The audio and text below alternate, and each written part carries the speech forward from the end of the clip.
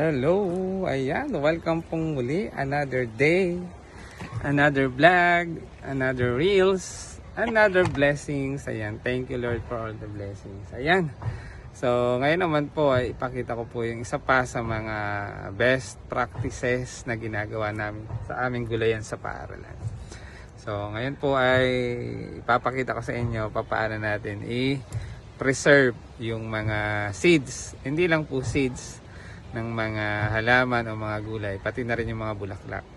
Dahil natuyo na po yung aming marigold. Ayan, tulad po nung makikita nyo sa labas, yung mga maraming Mexican. Ayan, pakita ko lang po.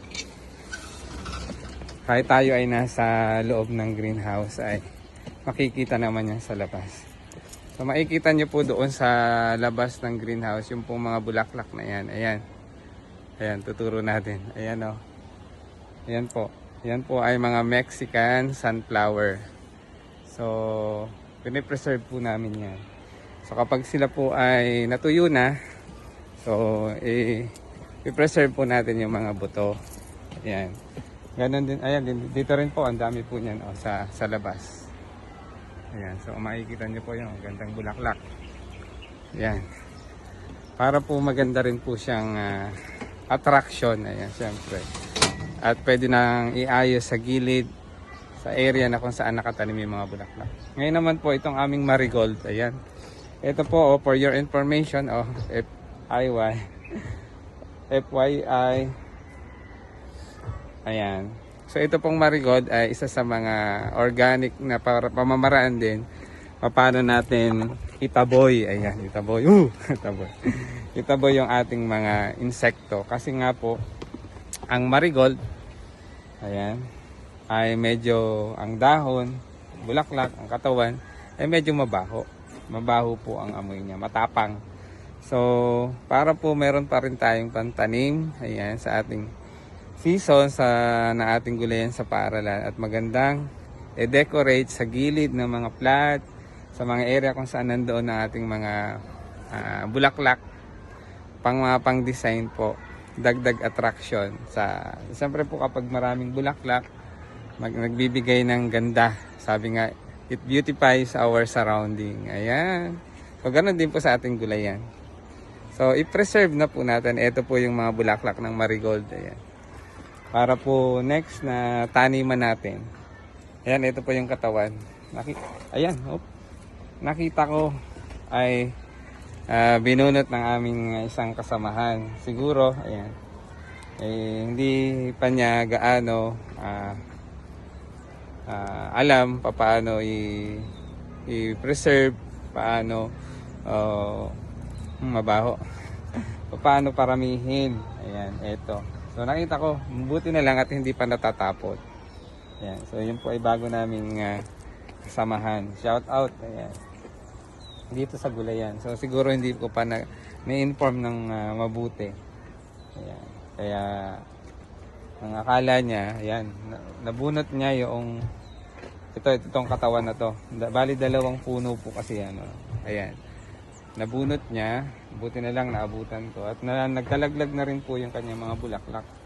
Isa ito po sa mga magandang gamitin para pantaboy ng mga insekto. Dahil nga po sa aroma, sa taglay niyang tapang ng amoy. Yan po yung marigold. I think color yellow po ito or orange. Ayan, kaya pararamihin po natin, itatabi po na, isi-save po natin. Seed savings din po ito. Hindi lang po sa buto ng gulay. Ayan. Pati rin po sa mga buto ng bulaklak. Tulad po nung sinasabi ko nga po yung Mexican sunflower na yan. Ako po ang nagdala dito niya sa amin gulayan sa paaralan. Ayan. Nakita ko po yan sa isang subdivision. Ayan. Alam niyo naman po ako. Si Maestro Panaderong Gala ay Gala. Ayan. Sa isang subdivision. Nakita ko ang ganda ng bulaklak. Ayan. So, mahilig po ako. Bana po ako sa nanay ko. Talagang may pinagmanahan. Kapag may nakitang magandang halaman, bulaklak, kukuha ng buto, ayan, para itanim. O, ganun po tayo. Saan man ako mapunta ang mga seminars, trainings, Pag may nakita po tayo na halaman na wala doon sa aking area, dito sa Gulayan sa Parang, kumukuha po ako. Nagpapaalam naman tayo. Ayan. Kaya ito po, hanggang ngayon ay dyan pa rin po yung ating mga bulaklak na Mexican sunflower niyan. At marami na rin po ang humingi niyan. Ayan. Dahil dito nyo nga po matatagpuan yan. Ang dami-dami niyan. So mamaya po ipakita ko po sa labas yung dami ng ating mga bulaklak na Mexican sunflower. Kasi nga po, nakikita ko pag dumadaan ako, yung mga puno na natutuyo na, yun po ay madaling tumubo. Basta isabog mo lang po yung kanyang natuyong bulaklak doon sa lupa, ay ang bilis tumubo. Kaya wala pong kahirap-hirap. Pag tumubo na po at umabot na mga gaano kataas or ilang inches na, siguro mga 12 inches taas na o isang ruler, ay pwede na pong ilipat at iayos sa mga i-decorate sa mga saan nyo gustong ilagay. Ayan. Ayan. So buti na lang naabutan ko to. Kung hindi, may itatapon ito dyan. Nandito rin lang naman yan sa amin tapunan ng mga basura na tawag dito, mga tuyong dahon.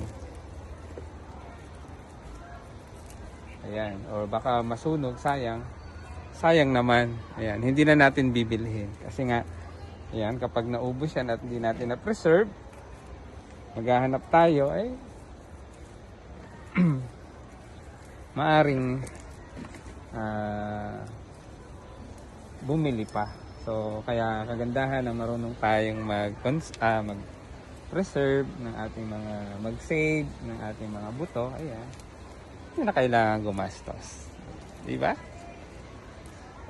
So sana po ay nag-enjoy pong muli kayo sa aking reels and video, sa mga mga impormasyon na aking naibabahagi sa inyo. Ayan, maraming salamat. Kung ito po ay makatutulong sa inyo, ay salamat po. Kung hindi naman, ay salamat din po. Ayan. So mauubos na natin yung bulaklak niya. Ayan. So patutuyuin ko po ito din.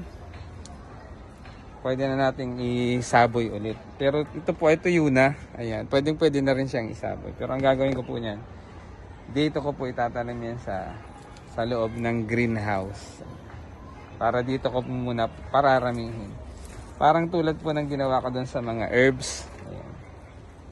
Dahil lang isa po sa aming mga stakeholders, ang ALPLA, ayan, nagbigay po sila ng mga tree planting activities po sila dito. Tree planting plus sa garden din po, nagbigay din po sila ng mga herbs. Kaya yun, hanggang ngayon marami pa rin po kaming mga herbs dito. Pinipreserve natin. Ayan. So kailangan lang, syempre po, alagaan natin. Yan, so nakita ko rin po sa labas na sa pinagbunutan, pinagtaniman nitong halaman na to, ay nandun yung mga bulaklak na nahulog. Ayan, kaya pulutin natin, sayang. Dito po yan nakatanim dati. Ayan. Pulutin natin ito. Ay, ikaw namumulot ka. Ayan. Para maitanim natin ng maayos. Ito po yun, oh. Ayan. So, sayang. Ako po ay ganyan. Pasensya na po kayo, talagang ako'y nanghihinayang, kaya nagtsatsaga tayo. Manimoto. Ayan, dami mga bulaklak.